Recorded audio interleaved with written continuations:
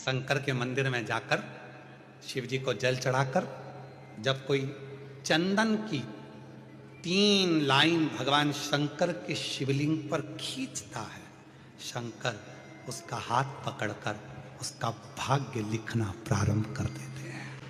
शंकर के मंदिर में जाकर 1 लोटा जल चढ़ाना प्रारंभ करता है, 3 रेखाएं खींचना प्रारंभ करता है, चंदन लगाकर त्रिपुंड बनाना प्रारंभ करता है। बाबा उसके भी जीवन में सुख हाथ पकड़ कर देना प्रारंभ कर देता। यहां तक शिव पुराण कहती है, अगर चंदन नहीं है, अबीर नहीं है, गुलाल नहीं है, रोली नहीं है, कुछ भी तुम्हारे पास में नहीं है, शंकर जी को तुमने जल चढ़ाया, जल चढ़ाने के बाद अगर चंदन रोली हल्दी कुछ नहीं है, तो भी अपने हाथ की 3 उंगलियों से शंकर के शिवलिंग पर जब आप 3 रेखाएं दिल से, हृदय से, भाव से बनाते हो, तो भी शंकर भगवान हाथ पकड़कर तुम्हारे भाग्य की रेखा बनाना प्रारंभ कर देगा। भाग्य की रेखा बनाना प्रारंभ कर देगा। अब खींचो 3 लाइन। ब्रह्मा विष्णु महेश की 3 सलाखाएं जब शिव जी के शिवलिंग पर लगाई जाती है, यहां तक शिव पुराण कहती है, अगर हम शंकर भगवान के शिवलिंग को जल चढ़ाकर 3 रेखाएं भी ना खींच सकें, तो अपने हाथ की 3 उंगली का यदि स्पर्श मात्र भी शिवलिंग पर कर देते हैं, तो ब्रह्मा विष्णु और महेश की करुणा हमारे ऊपर होना प्रारंभ हो जाती है। यहां तक शिव पुराण का। और कई लोग तो ऐसे हैं, उनको आज तक हनुमान चालीसा पढ़ना नहीं है, आज तक कोई चालीसा, चाहे गायत्री चालीसा हो, लक्ष्मी चालीसा हो, शिव चालीसा हो, पढ़ना ही नहीं आती। बस बैठ गए भगवान के सामने और पढ़ लिया आसन लगा के। नहीं नहीं नहीं, चालीसा पढ़ने का भी एक नियम है। अगर कोई लक्ष्य लेकर पढ़ रहे हो तो उसका एक नियम है। पूरी जिंदगी पढ़ते रहोगे तो भगवान की प्राप्ति नहीं है, पर लक्ष्य लेकर अगर पढ़ा है, आसन से जिस भगवान की चालीसा पढ़ रहे हो उसकी मूर्ति या उसका फोटो आपके सामने होना चाहिए। एक घी का दिया, अगर हनुमान चालीसा पढ़ रहे हो तो या तो घी का दिया जलाओ, वो भी गाय के घी का हो, भैंस के घी का मत जलाना। हनुमान जी कभी प्रकट नहीं होंगे भैंस के घी से। घी का दिया लगाइए अगर चालीसा का पाठ कर रहे हो हनुमान जी का। और बहुत ज्यादा संकट है, बहुत ज्यादा परेशानी है, तो हनुमान चालीसा का पाठ करो तो तिल्ली के तेल का दिया लगाओ, काली तिल के तेल का दिया, तिल का तेल का दिया हनुमान जी के सामने आसन बिछाकर। बहुत तकलीफ है तो 3 पाठ प्रतिदिन करो, और एक आसन से जितने समय 9 बजे अगर आप बैठते हो पाठ करने तो 9 बजे ही बैठना है। 11 दिन तक प्रतिदिन 3 पाठ रोज करो। एक पानी का लोटा, कलश, तांबे का जल, अर्थात तांबे का लोटा हो, स्टील का लोटा हो, तुम्हारे पास जो कलश हो, उसमें जल भरकर एक सिक्का उसमें पटक कर, एक लौंग पटक कर प्लेट से ढक कर रख दो, और प्रतिदिन बस टाइम पर बैठकर पाठ करो। 11 दिन पूर्ण होंगे, जिस कामना से आपने पाठ करा है, बस वो सिक्का, वो लौंग कलश में से निकाल लो, जल का आचमन करो, और जिस काम के लिए करा है वो जल उस प्रयोग में ले लो। उस प्रयोग, किसी से बात करने जाना है तो वो जल पी कर जाइए, कोई से हाथ मिलाना है तो वो सिक्का, वो लौंग अपने हाथ में रखिए, अपने साथ रखिए। कई लोग कहते हैं हम तो बहुत दिनों से हनुमान चालीसा पढ़ रहे हैं, हम बहुत समय से राम रक्षा स्तोत्र का पाठ कर रहे हैं, हम बहुत समय से ये कर। अरे तो उसको नियम से तो करो। हनुमान चालीसा का प्रागट्य केवल एक दिल से की गई स्तुति। हनुमान जी महाराज की स्तुति, राम जी महाराज की स्तुति तुलसीदास जी ने केवल दिल से करी थी, केवल मन से। और ये नहीं कहते कि हनुमान चालीसा पढ़ोगे तभी भगवान, नहीं नहीं, आप दिल से अगर भगवान को पुकार लीजिए, आप दिल से पुकारो उसको, वो आएगा। नियम है महाराज, बहुत ध्यान दीजिएगा। पंचमुखी हनुमान का एक स्मरण, पंचमुखी हनुमान का एक भाव। महाराज जैसे बहुत ज्यादा तकलीफ अगर व्यक्ति को हो गई है, बहुत कष्टमय जीवन चल रहा है, हार गए हर जगह से और तकलीफमय जीवन चल रहा है, तो पंचमुखी हनुमान का एक शिव महापुराण का और स्कंद पुराण का एक बड़ा सुंदर मंत्र है। उस मंत्र को आप सब एक बार हमारे साथ में बोलें। ओम नमो हनुमते रुद्र अवताराय सर्व शत्रु संहारणाय, सर्व रोग हराय, सर्व वशीकरणाय, रामदूताय स्वाहा। बस इस मंत्र को हाथ में काली तिल लेकर, एक जौ लेकर और गूगल लेकर, थोड़ा सा उसमें गाय का घी डालकर, कंडे को या अग्नि को जलाकर इस मंत्र का 11 बार 21 बार जाप कर कर अपनी कामना कर कर छोड़ दीजिए। कैसा भी रोग हो, बीमारी हो, कष्ट हो, दुख हो, तकलीफ हो, 21 दिन के अंदर वो आनंद आना प्रारंभ कर देता है। इस मंत्र, स्कंद पुराण का, शिव महापुराण का ये मंत्र मूल पंचमुखी हनुमान सुख देंगे। और एक और चीज याद रखिए महाराज, यदि कोई काम के लिए जा रहे हो, कोई व्यापार के लिए जा रहे हो या नौकरी करने के लिए जा रहे हो और लगी नहीं रही, बहुत तकलीफ पा रहे हो, सर्विस ही नहीं लग रही, बहुत कष्टमय हो गया, तो निवेदन करूंगा 5 पीपल के पत्ते पर बेसन के 5 लड्डू घर में बने हुए, गाय के घी के 5 लड्डू रख लो।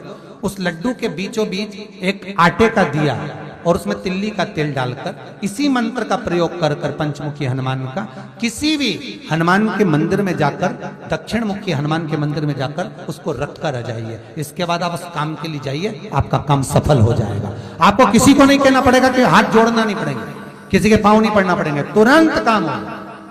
बस इस मंत्र का स्मरण कर कर पंचमुखी हनुमान का भूतेश्वर जो मंत्र है वो सुख देने वाला, आनंद देने वाला, सहज नहीं महाराज, सुख की खान है, आनंद की दुनिया में। महाराज आप कोई बहुत बड़ा काम करने जा रहे हो, बहुत बड़ा यज्ञ अनुष्ठान, विवाह, शादी आदि आदि फंक्शन करने जा रहे हो, 4 दिन 8 दिन के लिए आप घर से बाहर जा रहे हो और आपको लगता है कि घर में ताला कैसे लगाएं, तो निवेदन है एक तांबे के कलश में जल भर लीजिए और जल भरकर उसमें थोड़ी सी काली तिल डाल दीजिए, भूतेश्वर शिव का नाम लेकर।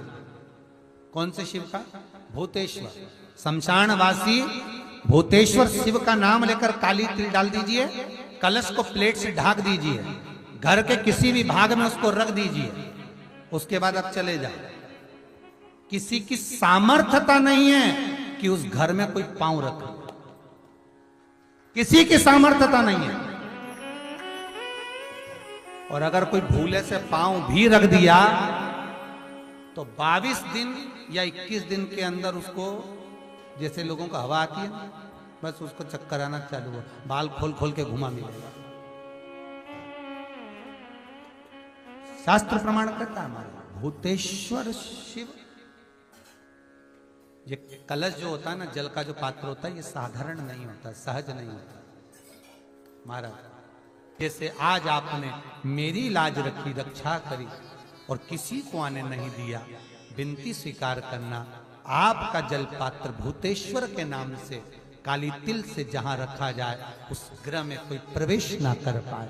शिव जी ने वचन दे दिया, मेरी चंडियां 64 योगनियां, डाकनी, पिशाचनी, चुड़ैल और भूत इस कलश के विराजमान होते ही सर्वस्व फैल जाते हैं, फिर अंदर कोई नहीं आ सकता, भीतर प्रवेश नहीं हो सकता। लगे तो उन्होंने हनुमान जी से कहा कि तुम क्या चाहते हो? हनुमान जी बोले मेरे को जाना है, क्योंकि जहां राम वहां हनुमान। हनुमान जी जब कहने लगे कि मेरे को जाना है, तो राम जी महाराज बोले नहीं नहीं हनुमान, तुझे सबसे ज्यादा प्रिय क्या है? तो कह राम।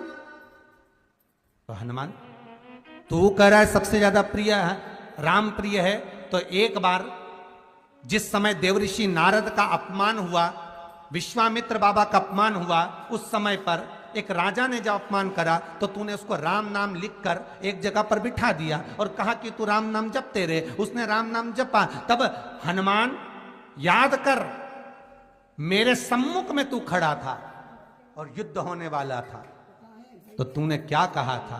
प्रभु आप इसको मार नहीं सकते क्योंकि ये आपका नाम ले रहा है। राम से बड़ा होता है राम का नाम, आप इसे मार नहीं सकते। तब आपने ये संवाद कहा था, हनुमान बता तेरी प्रियता क्या है? हनुमान जी कहते हैं प्रभु आपने मुझे जगा दिया, क्योंकि मुझे श्राप ये मिला था कि तू जागेगा किसी के जगाने पर, आपने मुझे जगा दिया। इसलिए है नाथ, अब मैं जाना नहीं चाहता, सत्संग करना चाहता।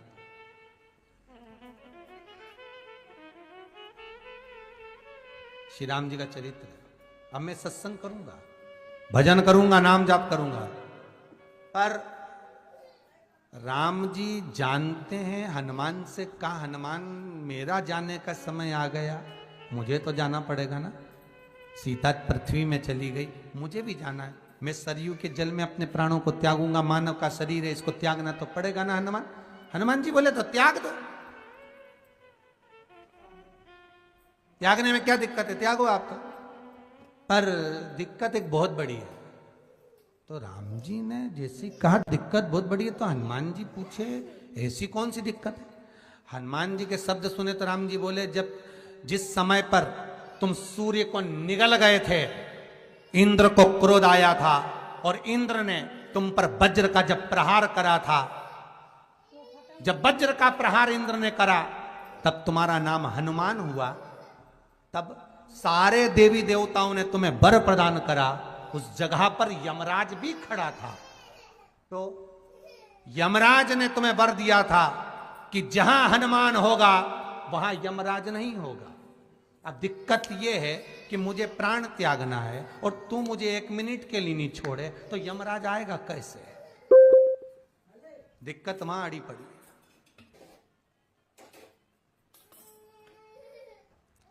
हनुमान जी मुस्कुरा के बोले राम जी महाराज से, प्रभु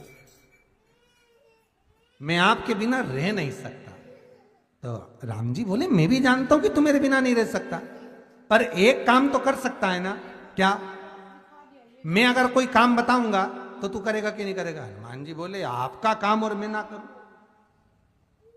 ऐसा कभी हुआ है? जरूर करूंगा।